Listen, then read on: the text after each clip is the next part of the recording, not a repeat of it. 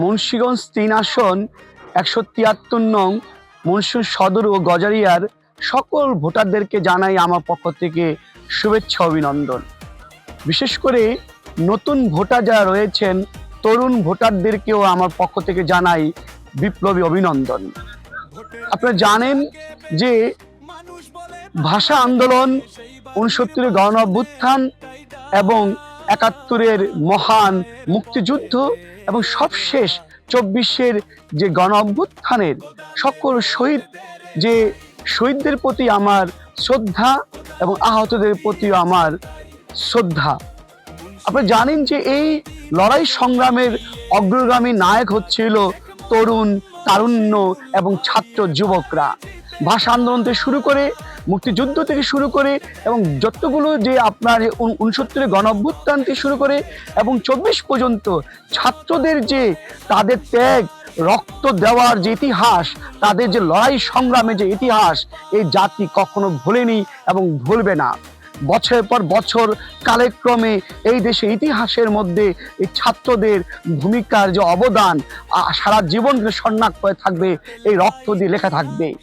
আমি এই তরুণ প্রজন্মকে, এই ছাত্রদের যে তাদের যে স্বপ্ন, নতুন দেশের যে বন্দোবস্ত, তাদের যে স্বপ্ন এবং একটি নিরাপদ, একটি নির্বিঘ্ন, একটি মানবিক, একটি বৈষম্যহীন যে রাষ্ট্র ব্যবস্থা দেখার যে তাদের স্বপ্ন, যেই সমাজের মধ্যে মানুষের সাথে যে বৈষম্যহীনভাবে যে আপনার দৃষ্টিভঙ্গি থাকবে এবং রাষ্ট্র পরিচালনার ক্ষেত্রে সকলের সমান অধিকারের যে স্বপ্ন তারা দেখে, যে একটি বিজ্ঞান ভিত্তিক রাষ্ট্র প্রতিষ্ঠার স্বপ্ন দেখে, সে মানবিক কল্যাণকর সে বিজ্ঞানমুখী রাষ্ট্র প্রতিষ্ঠার জন্যে সে লড়াই সংগ্রামকে এগিয়ে নেওয়ার যে সংগ্রাম, আমরা বিপ্লবী ওয়ার্কার্স পার্টির পক্ষ থেকে এই সংগ্রাম চালিয়ে যাচ্ছি।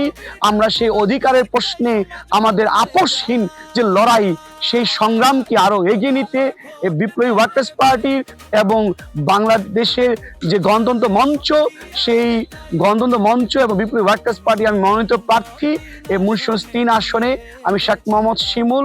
আমাদের মার্কা কোদাল মার্কা, আপনার কোদাল মার্কাকে ভোট দিয়ে জয়যুক্ত করবেন এবং তরুণ ভোটারদের এবং এই যুব সমাজের যে তাদের যে স্বপ্ন বাস্তবায়ন, সেই নতুন দেশ, নতুন সমাজ গড়ার লক্ষ্যে আমি আমার পক্ষ থেকে সর্বাত্মক চেষ্টা করে যাব এবং এর লড়াই দীর্ঘজীবী থাকবে।